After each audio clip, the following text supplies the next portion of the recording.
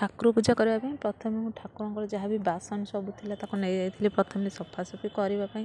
ତ ଗୋଟେ ଗୋଟେ ବାସନ ସବୁ ମୁଁ ରଖିଦେଇଥିଲି ଏବଂ ଆଜି ଯେହେତୁ ପ୍ରଥମାଷ୍ଟମୀ ଅଛି ଠାକୁରଙ୍କ ପାଇଁ ନୂଆ ବସ୍ତ୍ର ମୁଁ ଆଣିଥିଲି।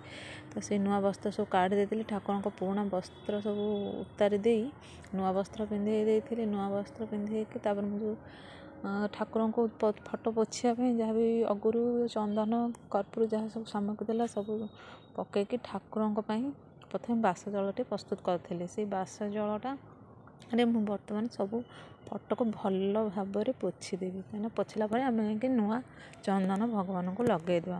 ତ ସେଥିପାଇଁ ମୋତେ ଭଲ ଭାବରେ ଠାକୁରଙ୍କୁ ସଫା କରିବା ପାଇଁ ପଡ଼ିଥିଲା। ତ ସଫା କରି ଠାକୁରଙ୍କ ଫଟୋକୁ ମୁଁ ଏଠି ତିଳକ ଘୋରି ଦେଇଥିଲି। ତିଳକ ଘୋରି ସବୁ ଫଟୋରେ ବଢ଼ିଆ ଭାବରେ ତିଳକ ସଜେଇ ଦେଇଥିଲି।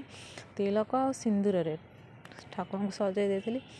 ତାପରେ ମୁଁ କ'ଣ କରିଥିଲି, କିଛି ତିଳକ ସିନ୍ଦୁରରେ ସଜେଇ ସାରିଲା ପରେ ମୁଁ କିଛି ଭୋଗ ରଖିଥିଲି ଠାକୁରଙ୍କ ପାଇଁ। ଯେହେତୁ ମୁଁ ବେଶୀ କିଛି ଭୋଗ ଆଣିନଥିଲି, ଅଳ୍ପ ଭୋଗ ସେମିତି ଲଗାଇ ଦେଇଥିଲି। ଧୂପ ଦୀପ ଝୁଣା ଦେଇକି ଠାକୁରଙ୍କ ପୂଜା ସମାପ୍ତ କରିଥିଲି ଏବଂ